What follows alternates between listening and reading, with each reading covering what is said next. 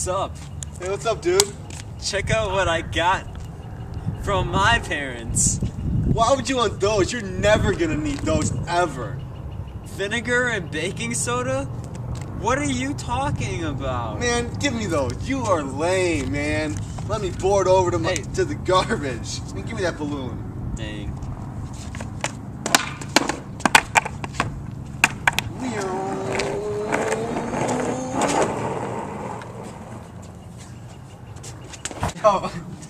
Go. Dan, you will never need these. Whoa! Stop right there! What does he mean? You could do some crazy experiments with those. With these? Yeah. You mean a balloon, a bottle, some vinegar and baking soda? Yeah! Like what? I'll show you. I'll show you. Did you do the right calculations? No matter where a car is made, almost all of them have one thing in common: the airbag. Contrary to popular belief, airbags are inflated from one simple chemical reaction. Sodium azide reacts with potassium nitrate to produce nitrogen gas, which quickly will inflate the airbag. In our experiment, we decided we were going to combine two household chemicals to produce a non-toxic gas that can inflate a balloon, which will act as our airbag in the experiment. We are going to combine vinegar with baking soda to yield carbon dioxide gas. The chemical equation for our reaction is NaHCO3 plus C2H4O2 yields NaC2H3O2 plus H2O plus CO2.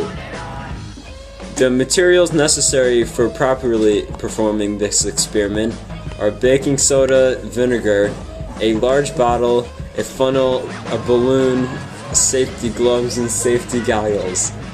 It is advised to perform the experiment outside on a concrete surface in case of any accidents, and also wear the goggles and gloves to prevent injury. Our hypothesis for our experiment is if we combine vinegar and baking soda to produce carbon dioxide gas, we will successfully inflate a balloon and protect an iPod Touch from falling on it without deflating or popping the balloon. It's question time with our lovely audience. Come on, guys, go over here. And what happens when baking soda hits vinegar, Dan? It's crazy!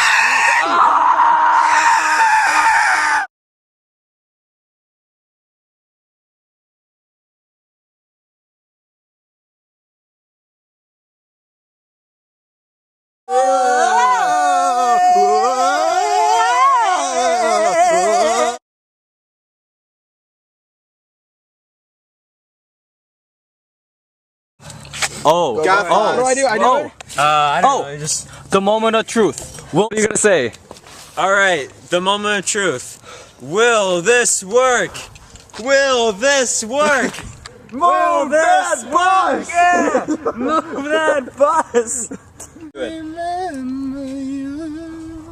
Go, go, Yes. go.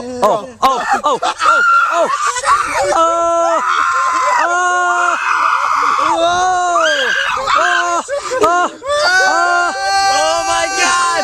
Oh my god! I can't blow over!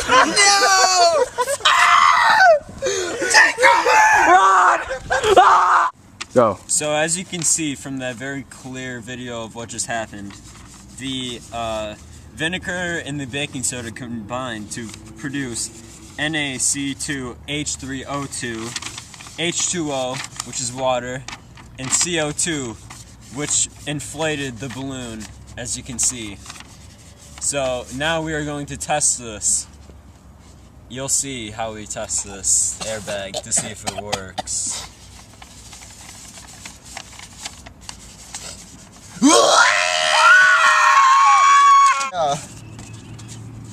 can you tie it? redo it. To test this, we're going to drop an iPod with some small cracks on it onto the balloon to see if it'll really protect it. Okay? Okay? Okay? Okay.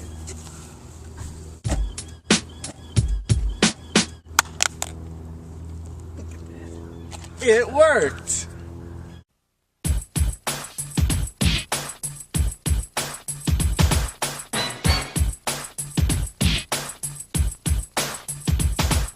It's Christmas Eve and all my friends are here. Wrapping up presents, it happens once a year. I do my best when Both 86.1 grams of baking soda and 150 milliliters of vinegar to both liters of CO2.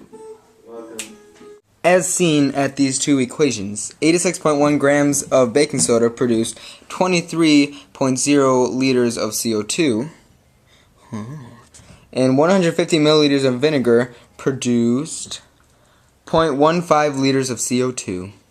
Using 86.1 grams of baking soda and 150 milliliters of vinegar, we produced 0.15 liters of CO2, which was enough to fill the balloon, enough to safely protect the iPod Touch.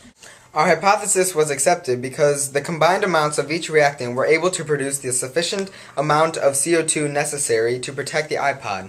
The iPod landed on the balloon when it was dropped from waist level and had no cracks from the fall.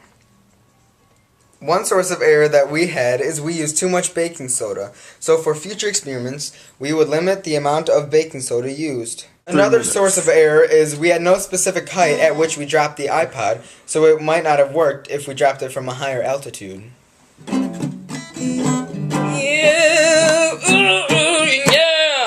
Was that it? Yeah, that's done.